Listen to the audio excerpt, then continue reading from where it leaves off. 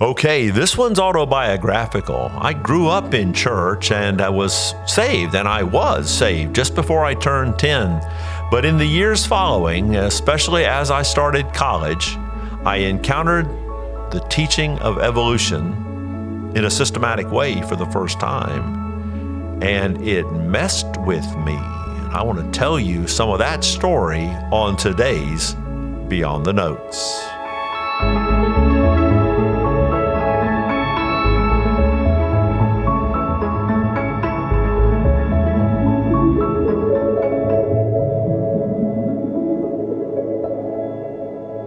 I grew up in a home with a mom and dad who loved Jesus. I went to Bible-believing and Bible-teaching churches, but somewhere in there, somehow, I must have had crop up in my own little childhood and adolescent brain the notion that there were certain things that maybe were true on Sunday, but they were sort of a special category of Sunday truth, and the rest of the week, well, there was rest of the week truth. I only know that must have gotten in there because a wedge got driven into that mindset when I began college. The biology that I took in high school, I was in a pretty small public high school in a rural area up in northeastern Florida, in Nassau County, Florida. And the biology that I had in high school was taught by the head football coach. Now, I love head football coaches. I think they're a wonderful group of people.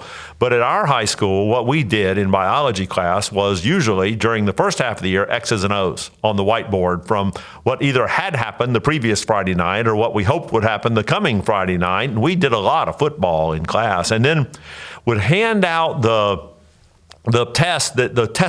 textbook publisher had mass produced to go with the given chapter. So somewhere in there, we'd read the chapter and take the canned test, and just so we got a biology book our biology grade on the books. But I didn't pay any attention. I didn't have to, and that was my background in terms of biology until I got to college. Now, for me, that's Valdosta State in South Central Georgia. It's the fall of '79 when I start, and for the first time, I encounter a good communicator, a winsome teacher who begins to lay out the foundation for understanding life, evolution. And he's laying it out in such a organized way. And there's an sort of an inevitability about it as he explains it. And it's makes such perfect sense as he explained it. And he's a smart guy with lots of letters behind his name. And there I sat, and for the first time that I clearly remembered it, my Sunday truth and my rest of the week truth couldn't both be true. And that's problematic. As my own little slightly aging brain starts to come into its own, I realized that can't work. Well, I got mad, and I went to my pastor, who was a good friend. For various reasons, he and I had a good friendship, and I went back on a weekend, and I kind of pitched a fit, as I recall, to my pastor, angrily saying, how come we don't deal with truth at church? How come we tell this fanciful fairy tale about the origin of things, and I have to go away to a secular university to have laid out for me the real facts of where life comes from, and its origins and its development and all that other oh-so-smart evolutionary stuff. And I was born again, and I knew and know that I was born again. So it hurt my heart that something that I had been taught to be foundational was in fact just not true at all. This business of 6 days and such. So my pastor, wisely and lovingly, but also intelligently, asked me a question. He said, what if I could introduce you to the work of a bunch of pretty high-powered, well-credentialed scientists, not Sunday school teachers, scientists from university faculties all over the world, who have written and published and who hold to the biblical account as true. And maybe, just maybe, they have credentials beyond whoever got stuck teaching freshman biology at Valdosta State. Maybe, just maybe, some higher-powered academics hold views that align with the truth of the Word of God. Well, I lit up like a Christmas tree. He handed me a stack of books, many of which I still have, if not the actual book he handed me, because I had to give those back. And remember, this is 1979. You don't go to web pages. You go to books. But I own copies, I believe, of almost every book he he put me onto to this day, and more and more and more as I have built my own library. Time passed and I read those books, and my lights began to come on regarding the truth of the creation account. And in the second semester review for that same freshman biology with that same professor, by the way, I made A's in both semesters because I grasped what he was explaining and was able to give it back to him on tests. And that's important. If you're going to take the course, even if you don't embrace the outcomes. In the second semester final exam review, I asked if I could ask some questions. And by then, he may have picked up on my worldview. And he said, I'm not here to do a Bible study. That was his first response. And I said, I promise you that the questions I have to ask come from the realm of the natural sciences. I don't have any Bible questions for you. I have some science questions for you about that which you have said is the very foundation of understanding life. And I asked him 3 questions, and here they are. I'll take them one at a time. The first question concerned itself with probability. The view of evolution that he had taught was the view that tiny little mutations accumulating over time was the means of progressing from one life form, lower life form, to a higher life form, and ultimately, of course, to mankind, and I suppose beyond. But this gradualistic accumulation of things, where each step is itself very improbable.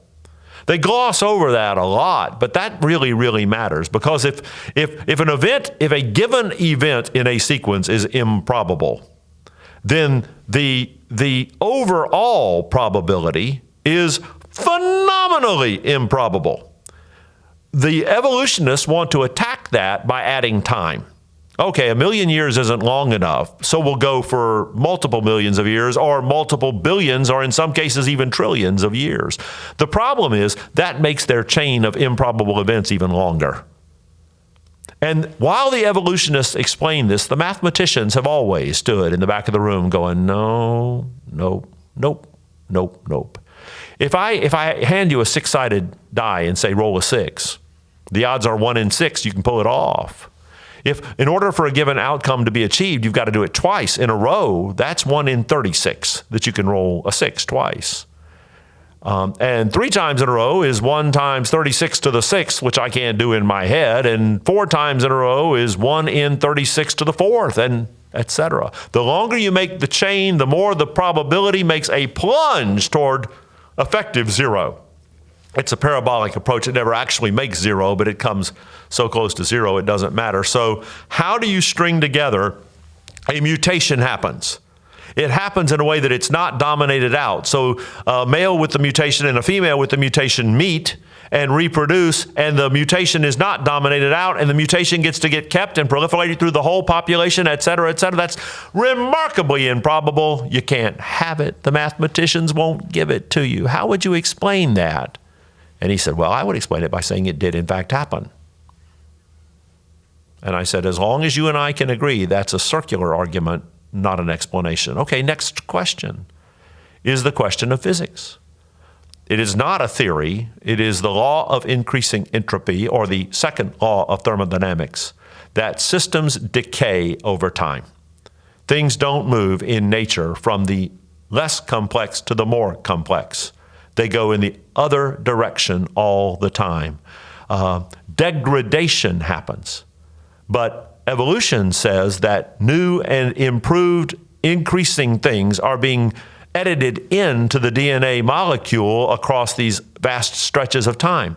That upward emendation of the DNA molecule flies in the face of what we know to be true about systems functioning in the physical universe. There's a huge physics issue. And again, while the evolutionists glibly sit up front and talk about their progression by these tiny little steps, the physicists also have always stood in the back going, nope, not in this universe. Nothing works like that.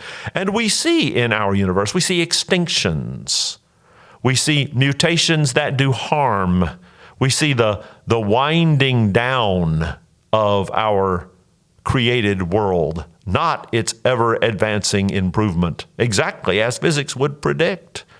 Well, the fall is the reason for that. But there is nothing that can swim upstream against that in this universe to the degree that evolutionists require it. His response to that was, well, if you already have energy and a plan, and by the way, he was right. If you already have energy and a plan, you can move forward against the tide of rising entropy predicted by the second law. Energy and a plan. And I said, all right, then is the energy? And he said, the energy is the sun beaming onto the earth, massive amounts of energy. And I said, okay, cool. What's the plan? He said, simple, the DNA molecule. And I said, that's like saying my house built itself because I have blueprints. You've not explained the origin of the blueprint. What is the origin of the DNA molecule itself? Spectacularly complex. Well, no one can account for that by natural means. What a huge statement, and he's right. He just gave away the store. The third question is the question of paleontology. And this is the one because he had been teaching using all sorts of fanciful diagrams and made-up cartoon imagery, this progression. The classic one that people use all the time is horse evolution. You see that in almost every evolutionary textbook. The progression from some primitive horsey-looking thing to a modern, secretariat. And for those of you who aren't my age, secretariat isn't modern. How sad is that? At any rate, modern racehorsey type horse. The problem is those intermediate forms aren't in the fossil record. The leading paleontologist of our era, I reminded him in class that day, is Stephen Jay Gould. He is passed away now, but he was the head of the Department of Paleontology at Harvard. Paleontology is the study of fossils. So you got to figure the department head of fossils at Harvard University might know a thing or two about the fossil record. I don't know much about the fossil record, but I figure he did. At that time, when I'm asking my question in class all those years ago, he was still alive, still writing. Gould took the position that the fossil record does not support gradualistic evolution. The guy in charge of the fossils at Harvard said the fossil record doesn't support the story of gradual evolution. So he invented a theory. It's called hopeful monsters, or more technically, punctuated equilibrium. The hopeful monster theory teaches that a population of beasties exists in equilibrium until one moment there's a huge leap forward. The cliche is that the first bird hatched from a reptile's egg, and that the evolutionary change happens so fast in these monster steps. Evolution happens so fast that it does not leave a record in the fossils, said the guy who running the fossils at Harvard. It's an argument for evolution from the lack of evidence for evolution in the fossil record. It's kind of magical. And at that point, my professor got very, very frustrated because there's no wiggle room. And I said, you're not arguing with me, you're arguing with Dr. Gould. I don't know. I'm presenting his viewpoint, and I'm presenting it accurately. I can run down the footnotes if you'd like. And he got so mad he dismissed class. He said, this review has now become counterproductive. And very angrily, he dismissed class. Here's my point. Those questions that I asked in the spring of 1980, and they're still unanswerable.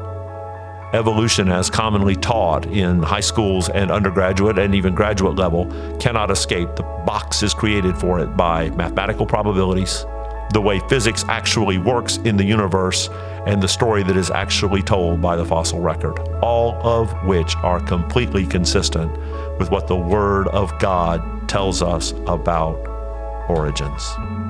Dig into that stuff and think about it a bit, and we hope by now you're liking and sharing this podcast, and we look forward to being with you again in the future on Beyond the Notes.